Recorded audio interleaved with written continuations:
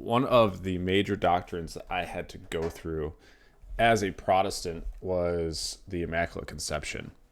It was a problematic thing for me because on the surface you see the assertion that Mary was sinless, and that, that obviously raises the question like, whoa, wasn't Christ the only sinless person?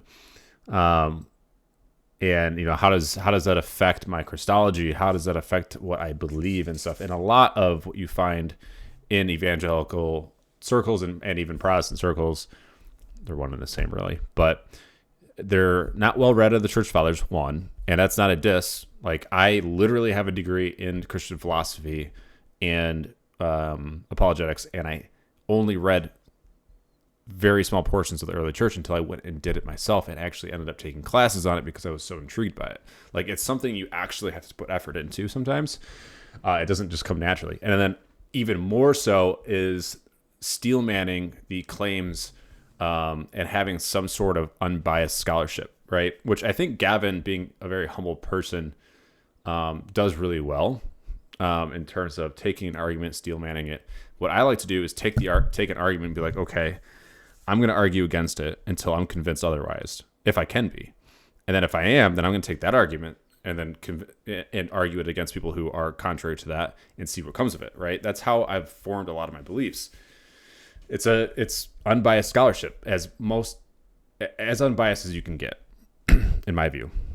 I have an article on the actual process of that, but that's a different story.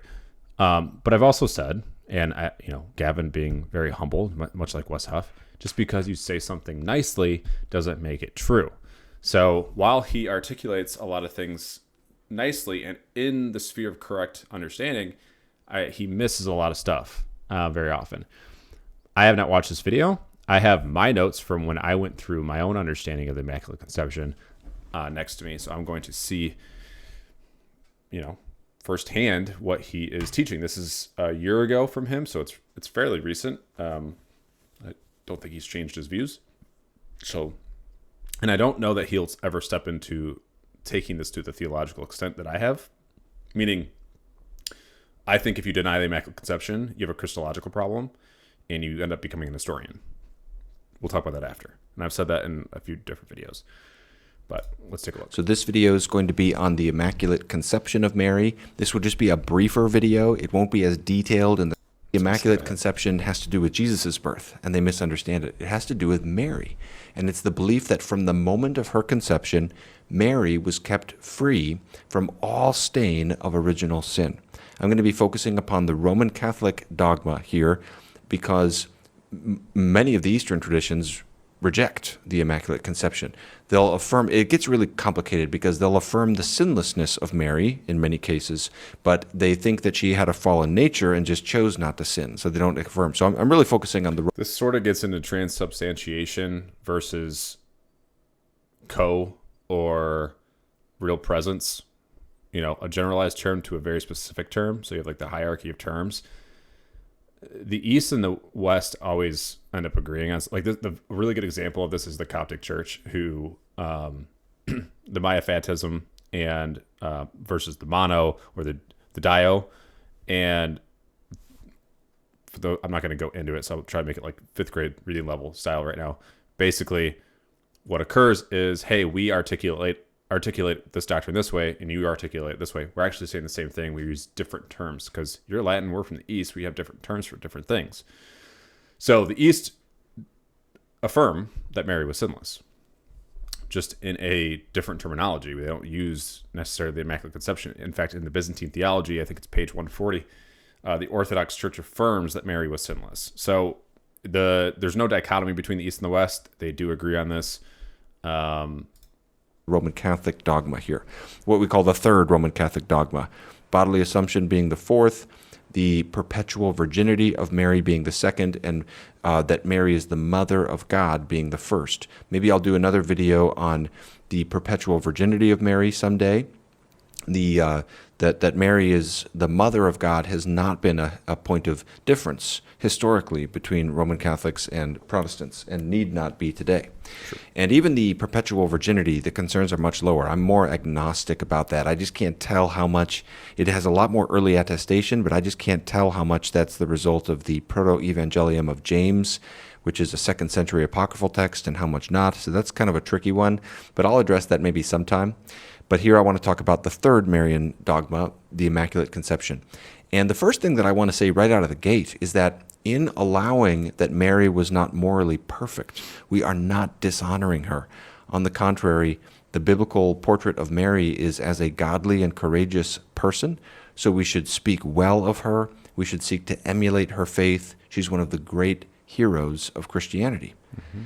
So God bless her. We're not trying to attack Mary. I have these people in the comments misunderstanding along these lines. That's not the concern. The concern is that the requirement on pain of anathema that she was kept free from all sin, including original sin, is a concern. This is so, just as with the Pius XII's Apostolic Constitution in 1950, so Pius IX's in 1854 has the same kind of warning. I'll put up on the screen here. It basically says, if anyone shall think otherwise, let him know and understand that he is condemned by his own judgment.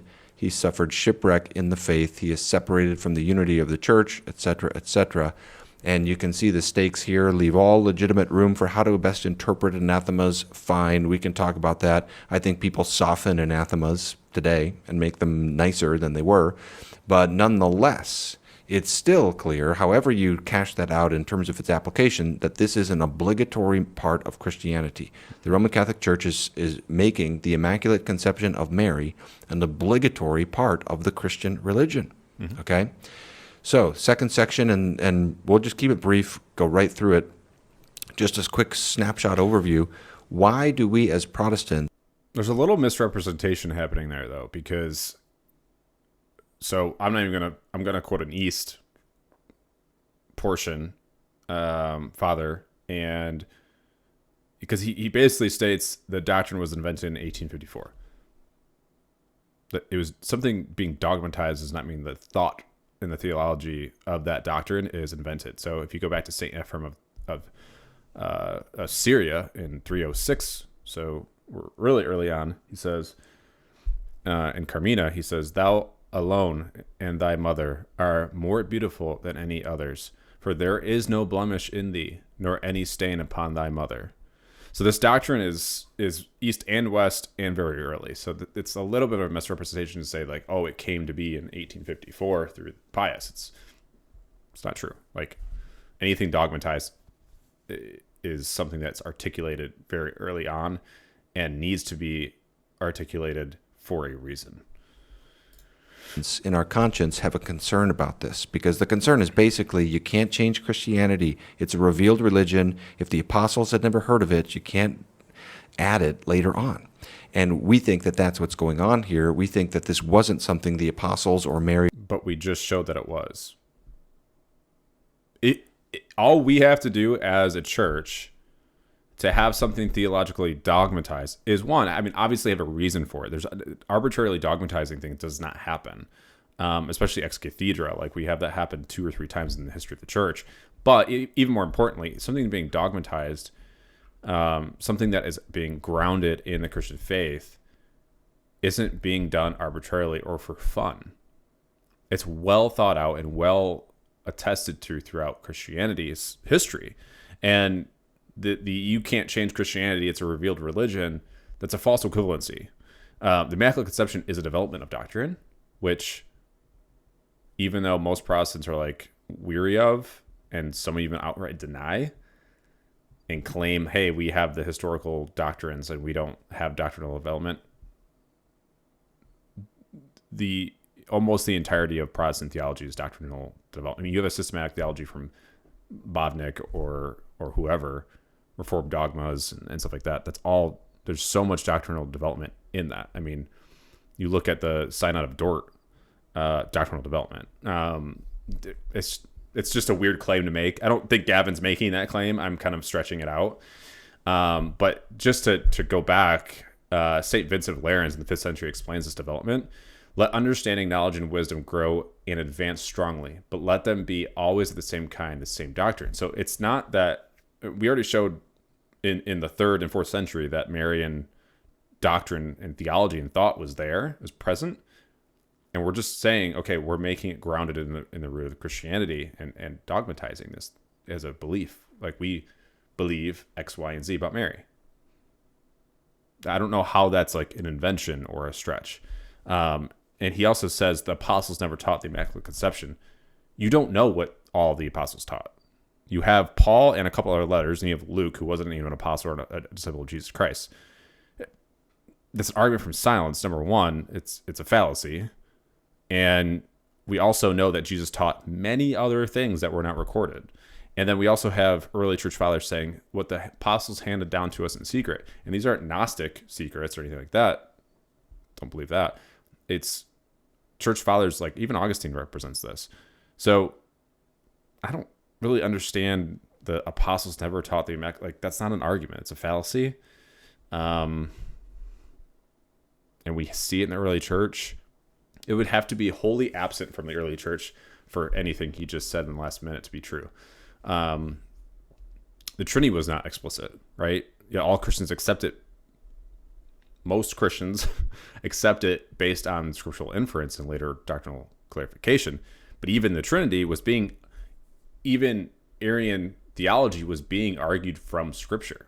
It was not being argued from the thought of a person who was outside the church. It was a person, some theologian, a group of theologians and bishops that were inside the church saying, hey, like, I don't think the Trinity is true, or what you're saying of the Trinity, and that's how we got the Trinity to be defined and dogmatized, was because it was through a council. It was through the council's authority. That's why you believe it today.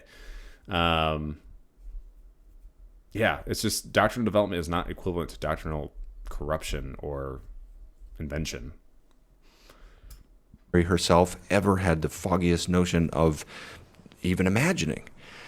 We think it's pretty clear that it comes in later, just as it is with the bodily assumption. I say that without a desire to provoke or give offense. It needs to be said. It's honestly, the data is pretty overwhelmingly in favor of that. Let me explain. It's a little bit different from the bodily assumption, because with the bodily assumption of Mary, you really have nothing. You don't have a hint of it anywhere early on. It's really late. But with the Immaculate Conception, you can at least make a case for it inferentially from other things. So, for example, the typology with Mary and Eve, Mary is the new Eve, or with the Ark of the Covenant, Mary is the Ark of the Covenant, or language throughout the Church Fathers of Mary as holy and pure and the model of virginity and so forth. It especially spirals up in the 4th century, where there's a lot of interest in virgins and martyrs and so forth. And then you start to see language around that time in the West, and I'm only aware of Ephraim the Syrian in the East, of Mary as without stain. So that's where you start to see this in Ambrose, for example. So you have some material you can work with. Okay. So that's better than the bodily assumption. On the other hand, the negative testimonies against the Immaculate Conception are also stronger than they are with the bodily assumption. Although I think, honestly, they're pretty overwhelming and clear with that, too. But by its very nature, the bodily assumption is less falsifiable. You know, if you live in the time of Cyprian, in 250 AD, you're not going to expect people walking around saying Mary wasn't assumed to heaven, because it doesn't seem like anybody had any notion of that yet. You wouldn't expect counter-testimonies until something exists. But if you have people saying Mary is a sinner, and they're saying it without any expectation of pushback, and it doesn't occasion any controversy, and you get enough teachings like this, that does start to become more of a falsification of the idea. And then that is going to, in turn, inform the way you interpret these more inferential arguments from typology and so forth. Okay, so in other words, you can try to make a little better case from positive data, but then the negative data, the falsification type data, is also stronger with respect to the Immaculate Conception.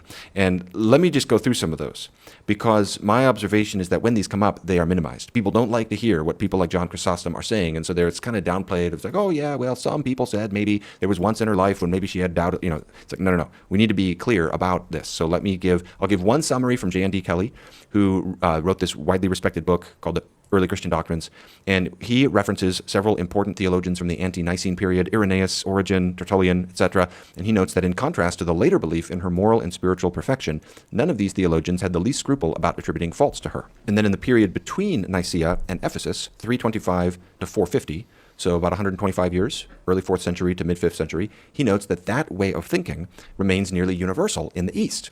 Quote, almost all Eastern theologians, so far from acknowledging her spiritual and moral perfection, followed Origen in finding her guilty of human frailties.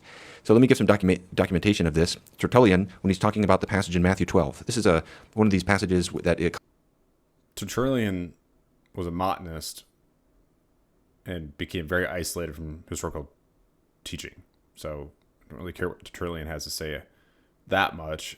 He's helpful in some situations, but Tertullian, what he's most likely going to quote is Tertullian believed Mary was sinful in some form, and what this is an offshoot of Tertullian's not even teaching as his thoughts, and it's later near when he was being a Montanist, so it comes up a lot. This is where Jesus is saying, who is my mother and who are my brothers? Matthew 12:48. There's an example in Luke 8 as well, a parallel text.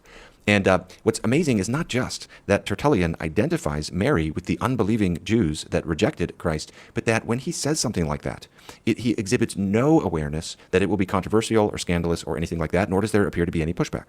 Similarly, another key text is Luke 2:35. Just because there's no pushback on something like this doesn't mean that it cannot later become a doctrine. It doesn't follow. And Simeon's prophecy about the sword piercing Mary's heart. And the way Origen takes this, I'll put up on the screen here. Origen, I knew he was going to, I literally said it 30 seconds ago. Origen, one of the most highly allegorical writers, but also, but just to put this in perspective, Origen was a lay theologian. So it's like Gavin Ortlund, or maybe some other Catholic theologian talking about something that's not dogmatized at the time and putting forth his idea. And then 200 years later, that idea turns out to be wrong, but people are referencing and saying, look, Catholics didn't believe this. It's just a really dumb and weak argument to do fathers in isolation. Oh, and by the way, St. Ambrose actually countered Origen by saying in one of his Psalm sermons, I think, was like, yeah, Origen's wrong.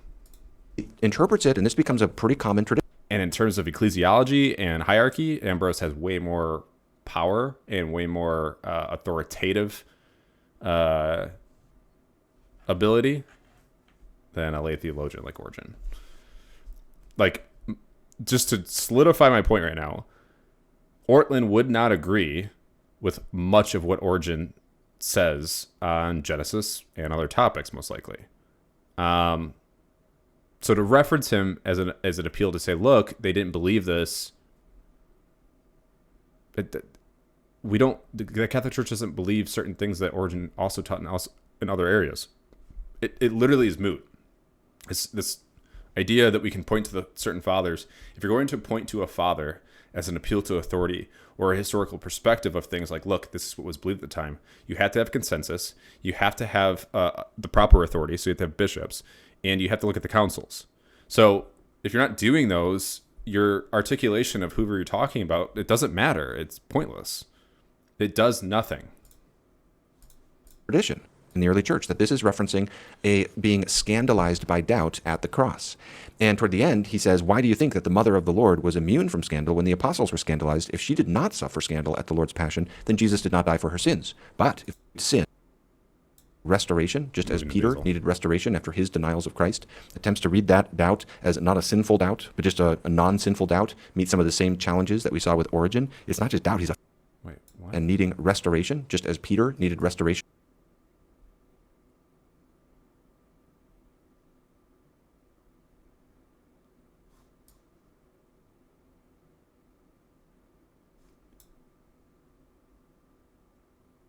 1 second. I gotta pull up my notes on Basil of Caesarea and John Chrysostom. Did he say they sinned? After his denials of Christ, Portland? attempts to read that doubt as not a sinful doubt, but just a non-sinful doubt, meet some of the same challenges that we saw with Origen. It's not just doubt, he's offended. Or Basil thinks she's offended at the cross. Even John Henry Newman admits, though he tries to minimize its force, that in this passage, St. Basil imputes to the Blessed Virgin not only doubt, but the sin of doubt, and Newman notes that that same interpretation of Luke 2:35 is common elsewhere, such as in Cyril of Alexandria. Another example is Hilary in the 4th century. This is the quick... Let me mute this while I talk. That's possibly a major misreading of the sources. I understand he's attributing John Henry Newman to it, but I'd have to look at the Newman, what Newman's actually referring to. Because the problem is Basil never taught that Mary had personal sin. He compared her temporary distress of Peter's lapse, but that's not actual sin. And Chrysostom's comments on John 2, wedding at Cana are not accusations of sin, but an interpretation of Jesus' correction. So Chrysostom's actual belief here, and I have it next to me, Mary is truly blessed, for she bore the word of God in her womb. I mean, you can't have Chrysostom saying, look, I'm accusing Mary of sin, and then have the historical view also attain another ratings. Like, again, this isolated view is interesting to me, why it keeps being used. I would like to look at the John Newman context and kind of see what that is. But again, we're looking at the historical. We need three things in order to look at and appeal to an authority through the lens of early Christianity. You need consensus. You need the proper authority of hierarchy, so people that were bishops, and then you have the councils. You can't have, outside of that, it's just hearsay. She said, look, I can pull this quote and from this mine and blah, blah, blah, blah. Put up this passage as well. You could see the commentary on this in Luigi Gambero, who's written this amazing book I'll reference again in a second, that goes through so many patristic citations. And he doesn't try to get around the fact that even that Hilary and Basil, they're talking about sin in Mary, for example. But let me give one example that maybe... But it's also important to note here that the idea of Mary sinning at this time is not a problem. And I don't mean that in to say, like, it's not a problem. These church fathers were whatever. We've already stated that there are many things within the church fathers that they articulated out of their own theological belief that were later down the road proven and shown to be wrong as things develop. The Trinity is a great example of this. Again, we always can go back to the Council of Nicaea and how this happened. A bishop comes and says, hey, I think my Christology is this. And they're like, let's look at that, blah, blah, blah. And then they're wrong. We don't believe what Arian believed. If you do, you're a heretic. And it's similar, maybe not to that extent, that we look back and say, okay, the church does not teach everything that Origen taught. The church does not teach everything that Basil of Caesarea taught, or John Chrysostom. They teach the things that are conceded to consensus and through the councils. So it to pull something out and say, look, this person disagreed.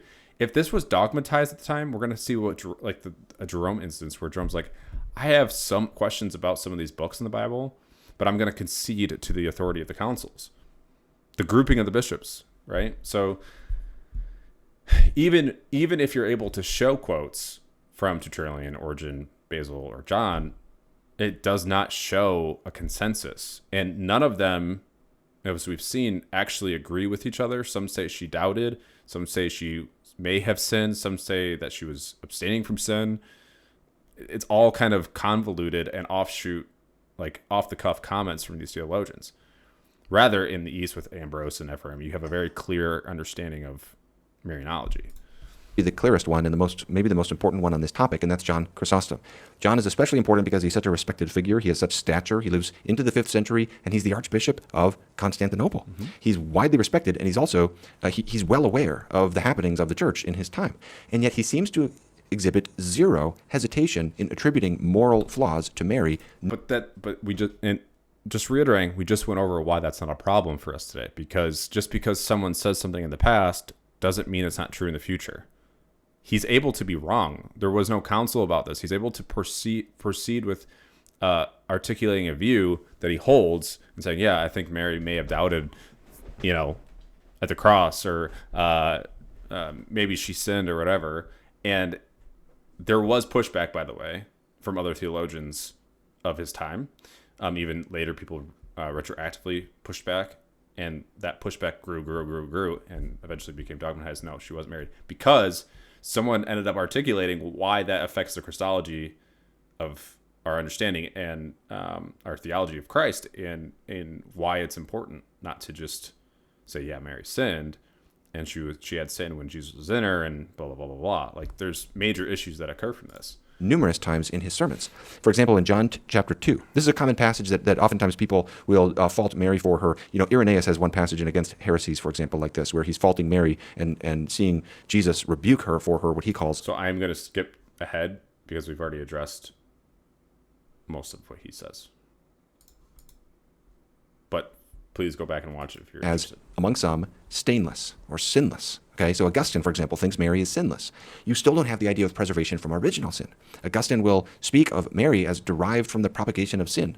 J.N.D. Kelly notes that although Augustine affirms the sinlessness of Mary, he did not hold, as has sometimes been alleged. Again, this is doctrinal development. So if you have an idea being articulated and grown and accepted, especially one that's rooted back in the 1st, 2nd, 3rd centuries, and later on, and Augustine's talking about, she was sinless. Well, he doesn't articulate fully the doctrine because it's not becoming a doctrine. He's articulating a thought, and he doesn't get into what Aquinas and Scotus actually get into. And Scotus is the one that actually resolves all this issue in the medieval times, which is the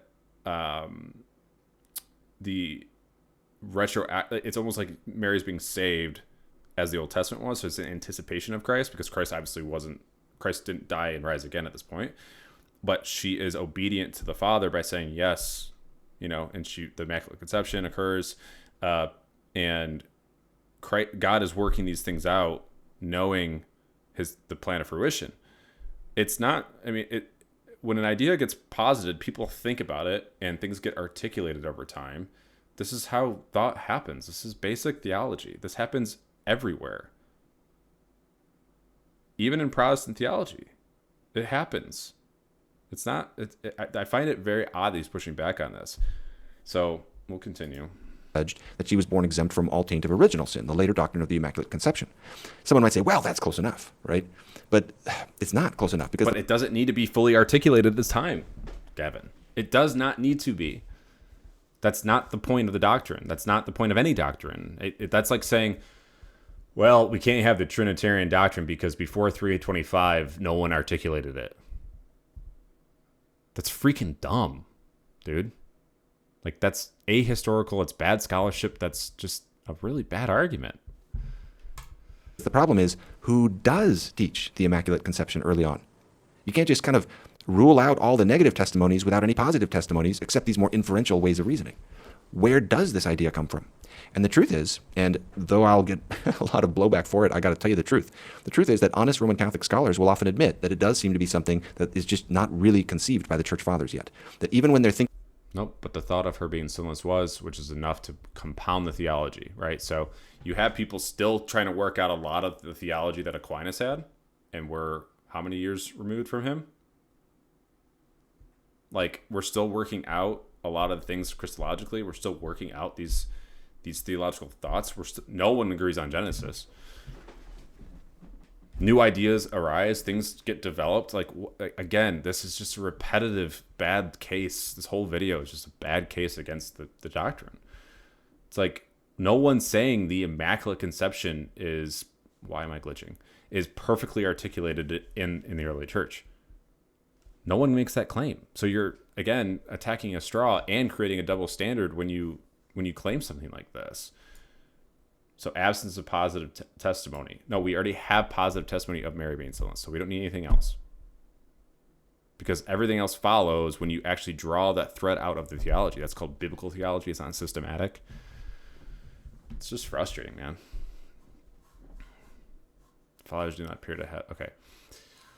Mary immediately before the incarnation to render her worthy to become the mother of the Word incarnate. He's talking about this idea that right before the birth of Jesus, Mary was given a kind of special grace. And he's talking about different ideas. Don't take my word for it, by the way. Just check out the book and read it through yourself. You'll get a very fair overview of how Mariology is slowly evolving during the patristic era.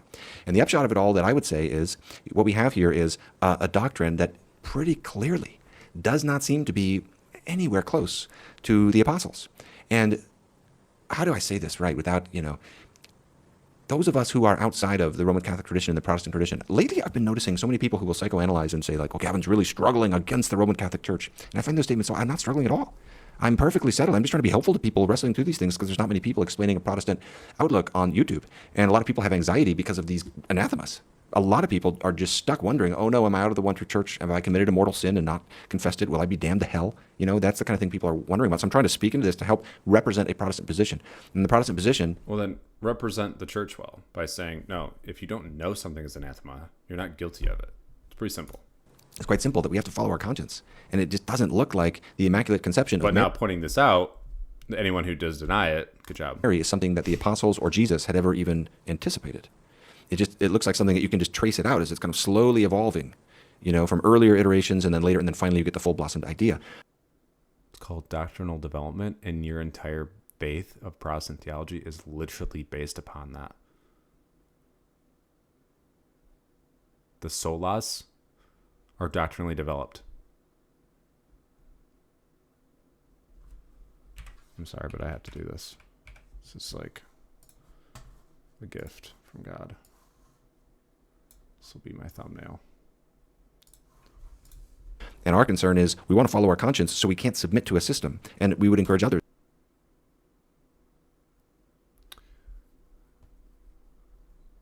You can't submit to the church because you have to follow your conscience.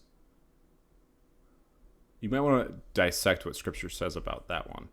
But that's also a double standard because Protestants accept doctrines like sola scriptura, which are not explicit in Scripture and are doctrinally developed. They accept the canon of Scripture, which is doctrinally developed. If Protestants demand explicit scriptural evidence, they must reject their own framework. You have to reject the majority of Protestant theology if things need to be explicit and cannot be doctrinally developed and grow over time, as you said, blossom, which is a great way of phrasing it, Gavin. But you literally have to reject the whole of your theology and Christology and the Trinity and many other things. It's such a dumb double standard that even a PhD holding person who I appreciate and I actually would love to have a conversation with can't grasp. The cognitive dissonance is insane when you cannot step foot first into, okay, I'm going to be unbiased here. What is actually happening? Have a criteria set, have an epistemological criteria set so you can evaluate things. And if something doesn't come out right, then you can question it. And not to support a system that requires, on pain of anathema, assent to doctrines that give every indication of being not only unknown to the apostles, but even to Christians much later, like John Chrysostom. I'll do a fuller video canvassing my, maybe like a fuller scholarly portrait looking at other patristic testimonies at some point. This was not comprehensive. If people are going to give pushback and say, oh, you're cherry picking or that kind of thing, I would just reiterate what I always say. Understand that this is an internal critique. We do not have the mindset of that is often in the apologetics world of the non-Protestant traditions, namely who can score the most points.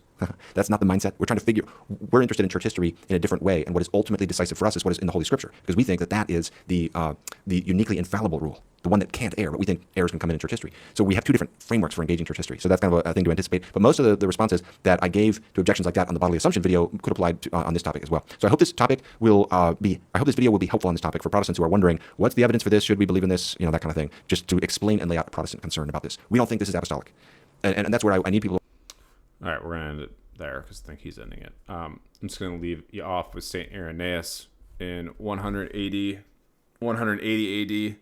Mary, being obedient, became the cause of salvation for herself and the whole human race. 180 AD. And you want to say the idea that the Marianology just is absent from the early church. Ridiculous, and I wish he did better. Maybe he will, because this is a year ago. You never know. And I would actually, again, I would love to sit down and just ask questions. Like I don't like debating anymore. I used to debate as a Protestant a lot. I would love to just ask questions. Be like, hey, what do you think of this? Why do you think that? What criteria do you have for that? I know it sounds like a cross-examine, but it's not. It's literally like, I want to understand why you can't. The cognitive dissonance is there. It took me 2 years to get out of that, but it's possible. Especially when you affirm the early church properly and have and a consistent criteria for your worldview. He just misrepresents patristic sources a lot and misrepresents how doctrine actually occurs while ignoring the double standard that he creates for himself. I used to do it all the time.